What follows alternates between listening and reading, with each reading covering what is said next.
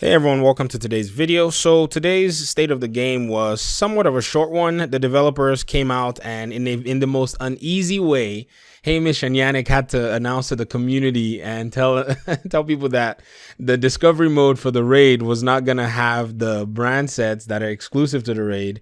Neither will it have the Eagle Bearer.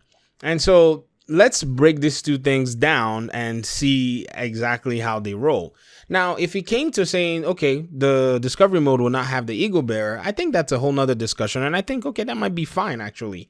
But then the reward system for the raid is actually going to grant you gear score 500 items, but not the brand sets like the Aces and the Negotiator's Dilemma. And so now you have a very big problem. And that problem is you not only have an exotic weapon locked behind an activity, you now have brand's gear sets locked behind that activity. Now, the community is saying otherwise. The community is putting, well, today on the chat, the community was putting this hashtag called freetheeagle. And, we can debate back and forth about, whether the Eagle Bearer should be outside of the raid or maybe in heroic missions, or maybe, they need to find a way to make solo players be able to get it. Perhaps maybe if you can complete the heroic mission solo by yourself, then you have a chance of getting it if you're a solo player. And there's also the people who say, if you're a person who wants to be solo, then you're antisocial and blah, blah. But we have different players in the game, and you have to acknowledge them. In fact, some of my best watched videos are actually solo player videos, which is crazy because I just made it because I knew there's a solo player component to the game. And I said, let me make some videos to kind of serve the solo player community. And those are the people that have shown a lot of positive response in the community. They actually do play the game. Now, yes, there are very few exclusive solo players, but there are people who just enjoy the solo run more than anybody else. And so that's just the dynamics of the game. So answering that question, whether the Eagle Bearer should be available to solo players or to, every and anybody, is a huge debate. But then you also now have to say, okay, what is the relationship between the developers and the community? The relationship between the developers and the community is for the developers to serve the community. Why? The community paid for the live service for the Division 2. If you say, well, it just feels like people are entitled and are complaining, then I'll say, hold up, before you go that route, let's look at another live service scenario. Let's look at Warframe. Now, the developers and the community developers there at Warframe seem to have their community at the core of everything they do.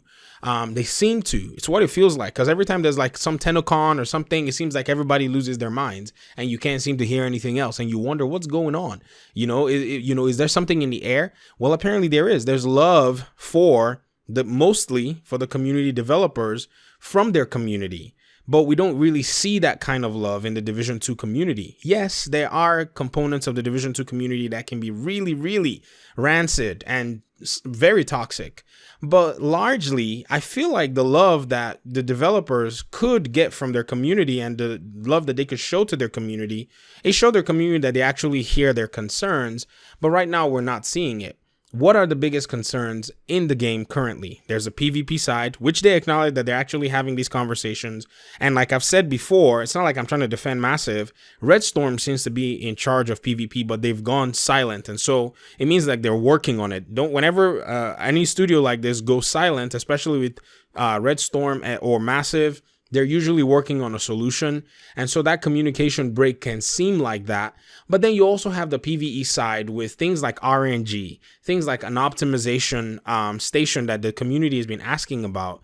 These things the developers have said, no, we're not going to do them, even though the community is requesting them. And we're seeing this pattern back and forth, like we want you to play the game the way we want you to play the game. But the developers also go ahead and forget that when they were pretty much groveling for us to come back to the game in patch 1.6 and 7 and 8, they gave everything that the community asked for, and even much more, because they wanted to sell us the Division 2. So let's not call it, some kind of the developers want us to do. No, that's exactly what it was. It was a marketing ploy to get people to buy the Division 2. And I'm being brutally honest. I'm not trying to be negative. I'm just saying things the way they are. If you want your customer to be happy with your service, you serve your customer well. It's the way it is. I don't go around on my chat, blasting people anymore. I used to do it before back in the day. I used to have long arguments on the chat. That's not what you do with your subscribers and with your community members. You don't do that. Even if your community members are frustrated at you as a content creator, as somebody that's providing some kind of a service, you want to make sure you treat them with respect. Even if you're not going to answer a specific, query or whatever, you want to be respectful to that community. Now, the relationship that we have as viewers here is different from the ones that, we have with Massive. But all in all, there has to be that kind of compromise that happens. And I would once again look at the Warframe development team in the sense of their community relationships.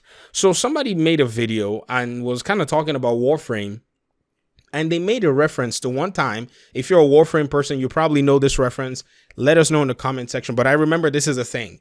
The developers, they usually remove things from the loot pool or whatever it is, items, frames or whatever, or weapons. And the development team in like their state of the game type deal asked the community and told the community we're going to bring this thing back, this exotic thing. And then they asked the community, so when we bring this thing back, how much do you want it to cost? And so in terms of the different currency and the different economies within the game, the community actually voted for what they felt was fair to grind in order to achieve this particular exotic or frame or whatever. So this does not only give the community a sense of, oh, we enjoy you guys. No, it gives them a sense of ownership within the game. And what I think that the community right now in the Division 2 lacks with the developers is the sense of ownership. And as we all know, state of the game, when it was first started, was when the Division 1 was under a huge criticism. It was a dumpster fire, and they started this to start communicating with the community in order for the community to get some ownership within the game. That's what led to ETF 1, ETF Alpha, ETS Bravo, and I think ETF Charlie. These were the things that actually the developers were doing to get the community inside. Now it seemed like they've alienated the community, and so we're seeing this big friction. This is what I think is happening. My opinions may not be accurate, but I definitely genuinely see this. Because when they came out today to actually make the announcement, I didn't think it was a big deal. Like I've mentioned earlier, I don't care if I have a specific or particular exotic item. The reason I say I don't care is because I know things change all the time. And very soon, the Eagle Bear might become like, a cookie everybody is getting. And another exotic weapon will probably be showing up in the next raid. And that'll probably be the new thing. And the Eagle Bear will be in the stash. And nobody wants to talk about the Eagle Bear anymore. So I understand how these things play. And I feel like the development team can put aside their frustrations. I understand that the community can be very toxic. I get it in my videos all the time too. And the developers can put these things aside and start looking for ways to make their community happy and feel like they have some ownership within the game by conceding a little bit. This raid discovery mode was an opportunity for them to concede just a little bit, but they decided not to nudge. What was the concession they could have made? They could have said, okay, you're not going to get the Eagle Bearer, but at least you'll be able to get a chance for maybe some of the brand sets to drop. That would have been a middle ground area, I think. I don't care about the brand sets, the gear sets, sorry. Don't get me wrong. I'm happy with my, Fenris AR build, Sokolov Concern, and whatever that I'm using. It doesn't bother me. Anything's going to take out NPCs in this game. It's not like there's any build diversity anyways. It's just, it's nice to kind of get the other stuff. But at the end of the day, they could have made that concession, and that concession would have really appealed to at least some of the community. And it's a very sensible decision, in my opinion, to keep the Eagle Bearer locked behind the raid. It's a sensible decision, but you have to also consider the diversity within your player base. And that's where the rub is. So are the developers thinking about solo players? Are they thinking about power progression? Are they thinking about RNG instead of providing a solution of a discovery mode that doesn't solve any of those problems? It doesn't solve the problem of the matchmaking that people have asked. It's a partial solution. I can see how people can use it and start, kind of matchmake and then go and activate the main raid, that will probably be a thing. And people are willing to teach. It's not everybody that has the impatience of many of us. I'm an impatient person, so that's why I threw all of us in there. But some people are patient enough and have been running people through raids. I'll be happy to. In fact, I got some invites, and some people want to run me through the raid, and I'm going to gladly accept it if they're gonna, kind of pull me through. I mean, like I said, time is a big factor with me, and they've given me a time frame and said, we're gonna get you through the raid in so many minutes. And I said, all right, just tell me what I need to run and tell me what I need to do. I'll be happy to jump in there and do it. The raid was never, for me, I've always said it, the raid has never been a thing that I felt was for everybody, but I feel like the community and the development team can come together and work together and feel a sense of ownership. They have to be able to concede a little bit for their community and make the community feel some ownership and make the community feel like they're being heard by working on the really heavy pain points. If the RNG was good, the Eagle Bearer will probably not be a problem, because if you think about it, some people are commenting and saying, we've played the raid. Some people have said this. I've read comments that go exactly like this. I have completed the raid about 40 times and I've not gotten the Eagle Bearer. I've also gotten comments that read like this. I've completed the raid once and in my first try, I got the Eagle Bearer. And so it just kind of is weird that the whole raid seems to, now, I don't know how somebody would have completed the raid 40 times. They probably have 4 characters and have done 4 weeks. So probably, yeah, they probably done, it's been about 10 weeks since the raid came out. And so they've probably completed it that much. Yes.